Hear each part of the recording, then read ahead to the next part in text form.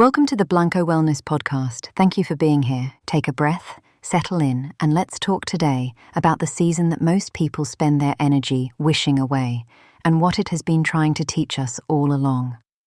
Winter is the most misunderstood season. In a culture built around productivity and forward motion, it arrives inconveniently, shortening the days, lowering the temperature, slowing everything down. Nature withdraws. The landscape empties. The pace of the world seems to drop, and most people, rather than dropping with it, spend the season in a state of mild resistance, waiting for spring, pushing through the dark hours with artificial light and maintained schedules, treating winter as an obstacle between two more livable seasons, rather than as a season with its own particular intelligence. But winter is not an interruption of life. It is a part of life. One that every tradition closer to the natural world has understood as essential, not as the absence of what matters, but as a distinct and irreplaceable phase of the same continuous cycle.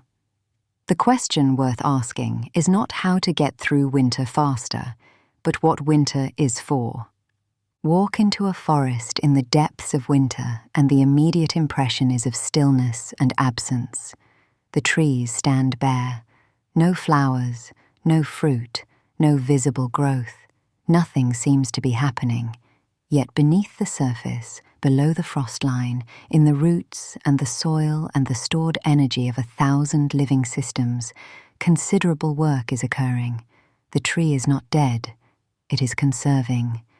The energy that spent the summer in leaves and growth has been drawn inward, stored against the cold, held in reserve for the extraordinary demands that spring will make. The forest is not idle, it is preparing, and the preparation is as essential to next year's growth as the growth itself. Traditional Chinese medicine places winter under the water element, the energy of depth, stillness, and the conservation of vital reserves. The kidneys are the organ system most associated with this element and this season, and they are understood in TCM as the storehouse of Jing, the deepest constitutional energy that sustains everything else, the reserves that all other functions draw on when more superficial sources are depleted. Winter is the season to replenish these reserves, to sleep more, to eat warming and nourishing foods, to protect the body from cold, to draw the attention inward.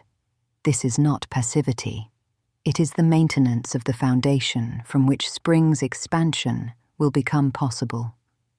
A winter poorly spent, in continued depletion, in the refusal to rest, in treating the season as simply a colder and darker version of summer, tends to produce a spring that arrives with less energy than it needed. The reserves were not rebuilt.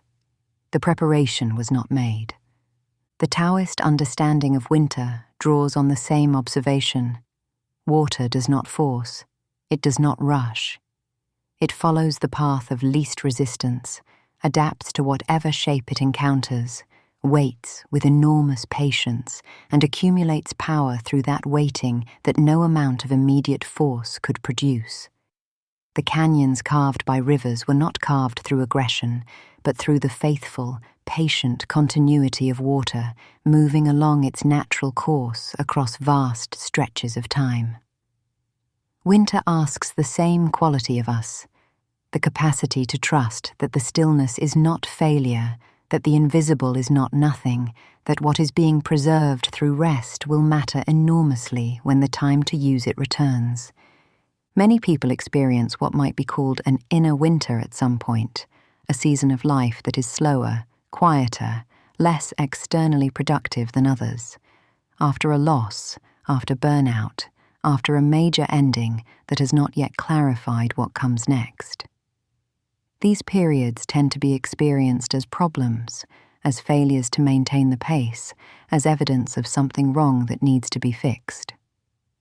The wisdom of actual winter suggests a different interpretation. Inner winter is a season of genuine restoration, of the slow, underground work that cannot be rushed and that the next season's growth will depend upon.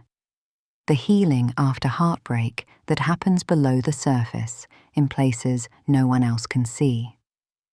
The recovery after depletion that requires doing less before more becomes possible again. The reflection that follows a major change in which the next direction becomes clear not through forcing but through waiting. There are questions that winter asks more clearly than any other season. Questions that the noise and motion of more active times tend to drown out. What actually matters to me when everything else has been stripped back? Where is my energy genuinely going, and is it going toward things worth the spending? What have I been carrying that I no longer need to carry? What needs healing that the pace of the rest of the year has been outrunning? These questions do not produce immediate answers. They require the quality of stillness that winter creates. And the answers, when they arrive, tend to carry a clarity that is unavailable during busier seasons, the clarity of something heard in genuine quiet rather than reconstructed from fragments caught between demands.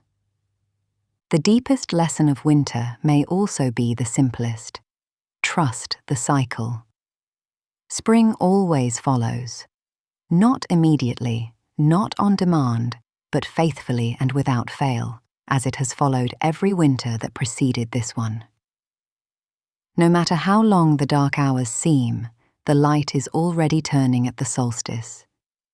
No matter how still the forest appears, the energy is already moving toward its next expression. Trust does not mean passivity. It means continuing the patient, faithful maintenance of the conditions from which growth becomes possible, without requiring that the growth be visible right now.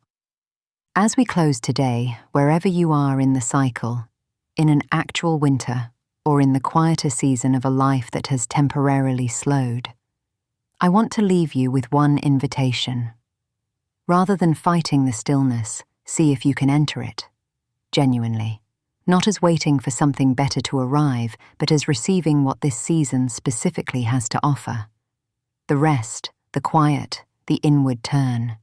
Trust that what is being prepared beneath the surface is as real and as necessary as anything visible in the more active seasons. Winter knows what it is doing. And so do you, if you let it teach you. Thank you for being here with me today. Until next time, be well.